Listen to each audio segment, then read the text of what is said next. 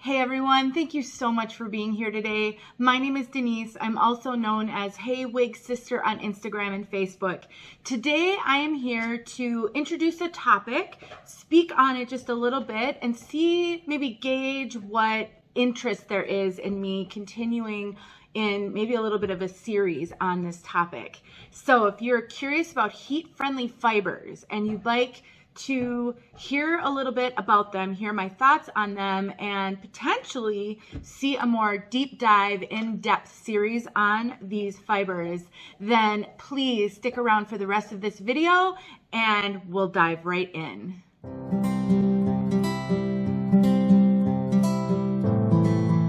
So heat-friendly fibers is a topic, exclamation point. It is a topic in the wig community, and there are very specific camps of people who love heat-friendly fibers, who hate heat-friendly fibers, and those of us in the middle who either are not familiar with heat-friendly fibers or just don't know what to think. Kind of, you want to like them, but you're afraid to like them. So I get lots and lots of questions on this topic. I see lots of questions being posted. I also see a lot of frustration around heat-friendly fibers, especially from those who aren't familiar with them and don't know that they are special and need special care. So I would like to see what the interest is out here of me doing an in-depth sort of investigative series on heat-friendly fibers.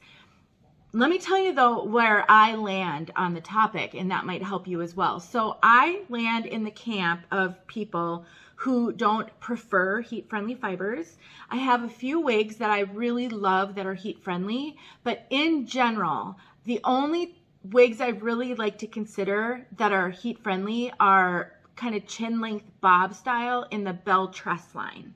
That is generally where I fall as far as my preference. So why is that, you might ask? Well, first of all, not all heat-friendly fibers are created equal. They do feel different from brand to brand. And I personally like the way Belle Tress heat-friendly fibers feel much better than Raquel Welch. I don't have a lot of experience with other brands that have heat-friendly fibers. I've never tried an Ellen Villa heat-friendly wig because there aren't very many of those. And I don't think Aesthetica even has heat-friendly, so there are others that I haven't maybe tried, but the main ones that have a lot of heat-friendly that are very popular out there are Raquel Welch and Belle Tress. And so I've got a bunch of wigs here so I can show you some of the differences. I'm going to speak in this video about how they feel differently. I'm going to give you some tips on why heat-friendly fibers need to be treated differently and how you might manage that if you have a heat-friendly wig. And then I'll have a request at the end. So on my head right now, I'm wearing a discontinued wig by Cysterwigs. It is, I believe the name of it is Phoenix. And I'm forgetting the color now, but my wig sister Linda sent this one to me. She purchased it and it didn't really work for her, and so she gifted it to me, and I'm so grateful. And it is discontinued, and this color is like something opal. I can't remember, but it has like purple and like an orangey rust color and an ashy brown color. It is so beautiful, and I think it's looking really muted in this light that I have because I'm not in a place where I was going to review a wig. So super beautiful, but it is discontinued, and it's heat friendly. So it is a Belle Tress wig. It was a custom Belle Tress wig. She does some of those. She works with some wig manufacturers to create custom pieces, and this was a custom piece. And so I wore this yesterday for the first time and found it so fun. And then it got me thinking about this topic. So to try not to go down a rabbit trail of rambling, let me just get into this. So first of all, heat-friendly fibers are fibers. They're synthetic. and they're fibers that you can modify using heat. So I could put curl in this piece with a curling iron or, you know, flat iron, using it to curl. I could also straighten this one so that it was straight. And when you make a change to a heat-friendly piece, it keeps the change until the next time you take heat to it. So if I were to put more curl in this piece, that curl's going to stay until I take heat to it to maybe straighten it out a little bit more. Even after washing, that curl will stay. So it has a memory that it holds whatever style you put in it. Because of the nature of these heat-friendly fibers, they are kind of temperamental. They do get clumpy more quickly. Friction really impacts the fibers, and they can start to look frizzy and frayed, especially a length that touches your clothing relatively quickly. Now, all of that said, I don't have a lot of experience with heat friendly. I research a lot. I pay attention to what people say on Instagram and Facebook groups, and I get a lot of questions and I get a lot of feedback directly sent to me. So what I know about heat friendly is more anecdotal than it is direct experience. And so that take some of this with a grain of salt. But if you guys are interested, maybe I'll get to the ask right now instead of the end. If you guys are interested in me doing a deeper dive into heat friendly and wearing some pieces for a while so that I can get personal experience with how to take care of them and maybe document how are they wearing over time, I'm willing to do that to help you guys out. I just don't want to spend a lot of time doing stuff like this if there's not a ton of interest, just because it is time consuming and you can only wear so many wigs at a time. So, you know, if I'm going to spend time wearing heat-friendly wigs a lot, then that means I'm not wearing other wigs a lot. So let me know how important it is to you to learn more information about the topic of heat-friendly fibers. Because if a lot of people really want to know, then it's worth it to me. But if most of you either already know or you've already written off heat-friendly, then maybe this isn't a research project that's going to be valuable. So what do I mean by taking heat to heat-friendly fibers? So the way that I understand it is that when friction gets on these fibers, that can be from clothing, from touching a lot, from wearing a lot, the fibers sort of start to fray and break apart a little bit. And when you take heat to those fibers, it's like you're closing them up again and making them smooth. And I do have a video out there, which I'll link in the description, using my Lady Latte wig. So let me grab Lady Latte. I have a bunch of wigs lined up here on the table. You guys are in my sort of kitchen area. This is our table that we eat meals at, and so that's where we are right now. I've never actually filmed here, so I thought, why not? But this is Lady Latte, and I have a whole series of videos on Lady Latte. I have had this wig for a couple of years, and when I first got her, this is the first heat-friendly wig that I got, and so I did do a series on this, documenting how she was wearing up to 30 wears, and she did awesome. The ends just got just a little bit frayed, really minor, nothing significant, but I could tell that she wasn't flowing great. There was, you know, a little bit of clumping going on. So recently I did a video, maybe 6 months ago or so, showing how I took heat to this Lady Latte to get the flow back and to help with the fraying ends, and it worked great. So you can go find that video in the description. And so let me put Lady Latte on for you guys, and I'll kind of explain. So what happens is the ends here started to, like, Lady Latte has a little bit of an under curl in the bob. These ends had straightened out, which they're doing again, and they didn't really curl under, and they were getting a little bit frizzy. Really not a big deal, honestly. Nobody is going to notice. It doesn't look odd. I mean, look all around you, and I encourage you guys to be observers of people, especially new in your journey. Look all around you at everybody around you and what their hair looks like. You will lose some of your anxiety about wig wearing and it being obvious, because every kind of hair exists. And people with, especially with straight, sleek bobs, they are often not perfectly rounded or perfectly straight, because that takes a lot of effort to do with bio hair, and it doesn't hold all day. So nobody's going to look at your hair and go, well, that can't be right. Why is this curled under and that straight? This is mostly manufactured in our minds, but that is a change that happened. And then she started to get really clumpy. Like the fibers just didn't feel like they flowed great anymore. And after I took heat to her, they definitely flowed a lot better. So heat friendly is, especially in a straight bob, if you find a straight bob that you like and it's heat friendly, I definitely would not be afraid of that particular piece, because I do not think they're that difficult to care for. I'm going to give you a couple of ideas on what you can do, and it's really, really minimal. And this is coming from someone who does not want to style hair. I do not want to spend hours in the bathroom taking care of my wigs. I am extremely lazy when it comes to hair at this point. I really just want to throw it on my head. And so I get that. And you might be thinking, well, that's not worth it to me.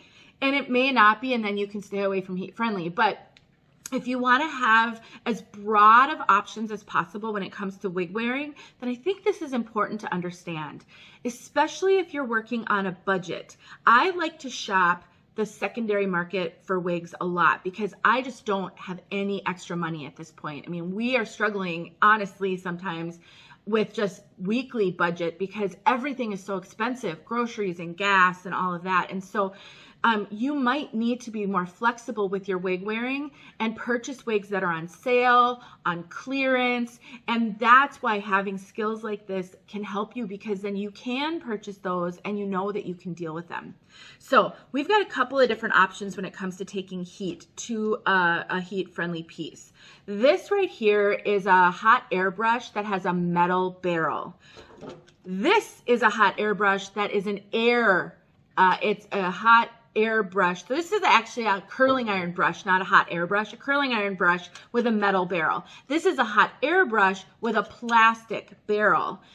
These are very different from each other. This I could use on this heat-friendly piece, and I would, no problem, because the metal is going to really help those ends to, it's not plugged in obviously, to close up, and then it might help get some of the curl back in this.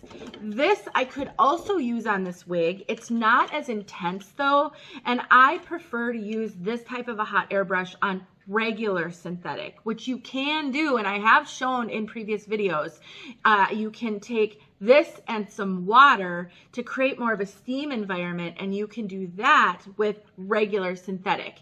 You can do that with these heat-friendly pieces. I just don't find this to sometimes have enough strength depending on what you're trying to do. So if you happen to have one of these curling iron brushes, that could be a great asset to use on your heat-friendly piece.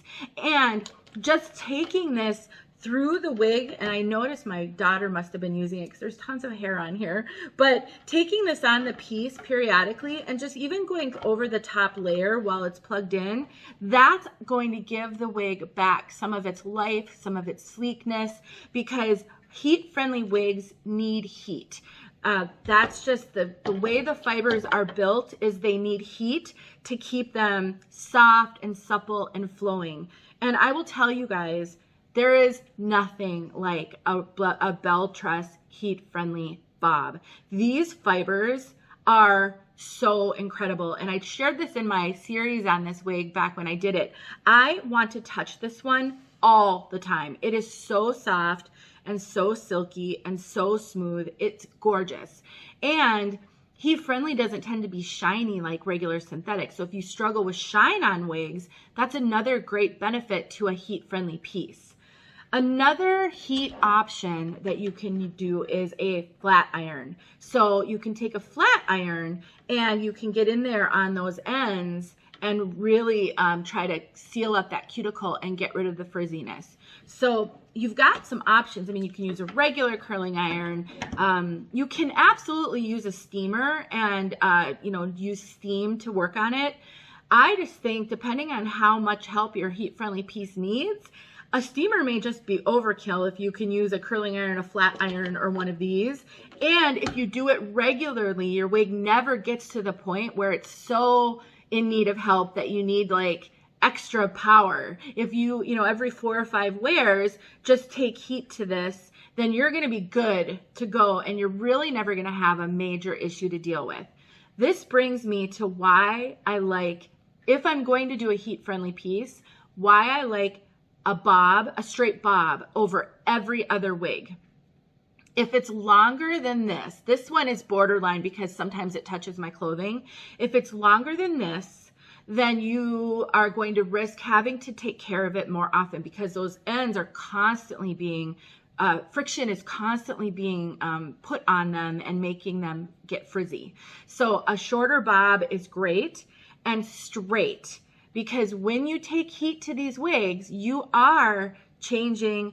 If there's a curl pattern, you will change that curl pattern. And while you can put curl back in, I don't think you're ever, it's going to be really difficult to get the curl back in exactly like it was. Let me give you another example.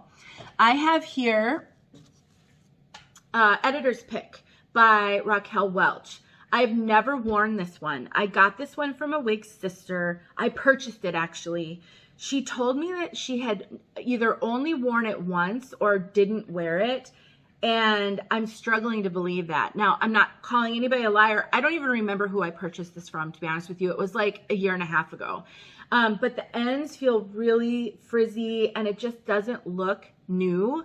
Now, that could be how she stored it. She may have stored it on a wig head or out in the open air for a long period of time. And as I shared in my last new wig wearers series video, how you store your wigs matters, and I do not prefer to store my wigs in the open air for long periods of time because I think that can be detrimental to them. Now, some of that depends on where you live, how dry or humid your environment is, but I found personally here in Minnesota in the winter, we are too dry for my wigs to sit out in the open air for long periods of time. They start to feel dry. They start to feel like I've worn them a lot, and even when I haven't.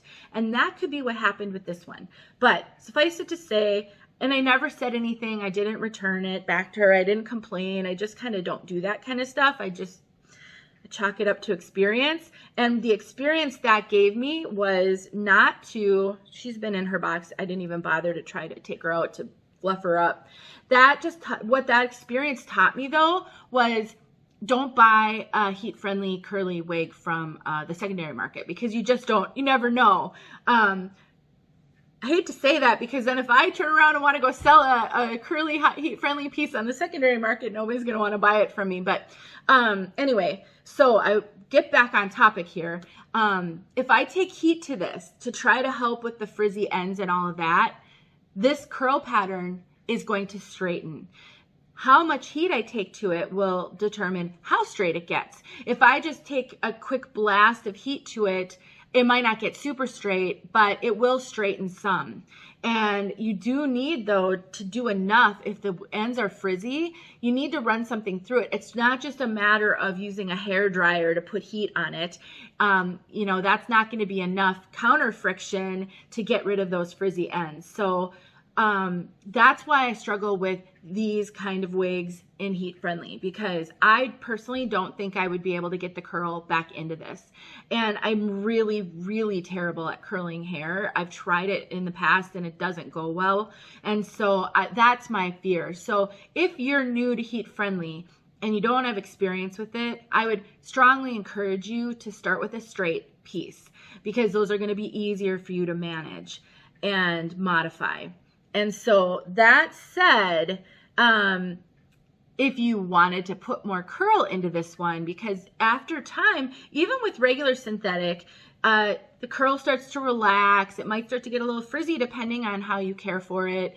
So if that's a heat-friendly piece, then you can just recurl it and you might not have to get rid of that wig. With a regular synthetic, you can curl them, but it's very labor intensive and takes a little bit of skill. And you do that by using rollers or curlers or curling rods, or there's lots of different things you can use, but then you hit that with steam and then you let them dry and cool fully before you take that implement out, and then you have a curl. So you can do that. It's just a lot harder than with these. So another tip I'll give you though is if you do want to add curl to a heat-friendly piece, it doesn't curl the same. You don't do it the same way as with human hair. I didn't bring a curling iron with me right now, but with human hair, let's see if I can just sort of demonstrate. So with human hair, you would go, you'd put it in, you'd go like this, you'd maybe hold it for 10 seconds or so, and then you'd release it. With this synthetic, you not only want to, you probably have to hold it for more like 30 seconds or a little bit longer. And then when you take it out, you've got to have a way to hold that curl in place until it cools fully. Otherwise, it will not hold the curl. So it would take you probably 3 to 4 times as long to curl a synthetic, heat-friendly synthetic piece as it would take you to curl a human hair piece with all the same measurements. So it is definitely a lot more labor intensive. I have seen that complaint out there for people who've gotten heat-friendly wigs, and they're like, mine's broken, mine's defective, it won't hold the curl. And it takes quite a bit. It will, but it takes quite a bit, and you have to hold it a lot longer. Then you have to hold that curl in place, whether it's with your hands, whether you stick a little clip or bobby pin in, till it cools. So I should have wrote notes so I could make sure I was going in a linear manner and giving you guys this information. So another thing I want to touch on here is how these feel different to me. This is a subjective thing. Most of this is subjective. So when you watch these reviews by me or other people, please keep in mind, I'm just a human being going through this myself, and I'm giving you my own personal viewpoints and experience. Others may have different viewpoints and experience, and so you're really going to have to gather as much data as possible, and then maybe even get your own experience to try to make the right decision for you. And isn't that true about everything in life? So, this piece is a heat-friendly piece by Rene of Paris. It's from their Orchid line, and this is Attitude. And Attitude is great. Very full, very curly, not for the faint of heart. I actually haven't pulled Attitude out in a really long time. I have one in Midnight Orchid too, a purple one, and I've actually thought about selling it because I just don't wear these really that much. But this is Orchid, and I will tell you guys that, or I'm sorry, Attitude. I will tell you guys that the fibers on this one remind me of Belle Tress fibers. They're silky and soft, and they feel amazing. I mean, they're so, so, so good. Now, the benefit of this one is if this one is a little bit too curly for you, you probably could take a little bit of heat to it and relax it. And so, that is a benefit to having heat friendly. So let me get to the differences in the fibers. So I said earlier that I prefer Belle Tress heat friendly fibers, and it is because they're so soft and so silky. They just feel amazing and look amazing. I love everything about how Belle Tress fibers feel, especially in the straight wigs. Raquel Welch, on the other hand, and I have straight up with a twist here, Raquel Welch is very different. It feels like almost like it has a waxy coating on it and doesn't feel the same to me. And I don't like that feel. So this is more like the Belle Tress, nice and soft and silky. It doesn't feel like there's any type of coating on these fibers at all. But Raquel Welch feels different. And I want to be careful because I'm not bashing any wig manufacturer. And I know a lot of wig sisters who love their Raquel Welch wigs so much. It's like all that they buy.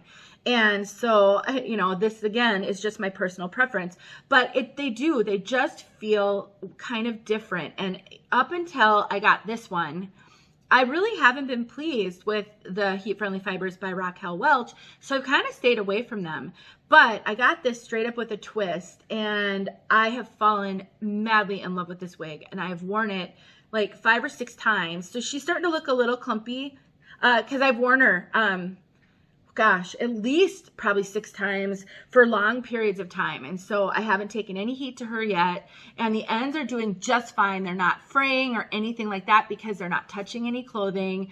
But I do feel that they're starting to get a little bit clumpy. Now, in a style like this, that's actually not necessarily a terrible thing, because I like to give her just a little bit of body at the sides here and kind of poof her up a little bit. And she doesn't have a lot of permatease. So typically in a regular synthetic, I could do this for a second, like for a camera, for a video or for a picture. And then, you know, 5 minutes later, it's going to fall because there's no permatease to hold that style. In a heat-friendly piece, though, the fibers are different. They're malleable, and they do like to kind of hold a style when you put it in there, even without heat.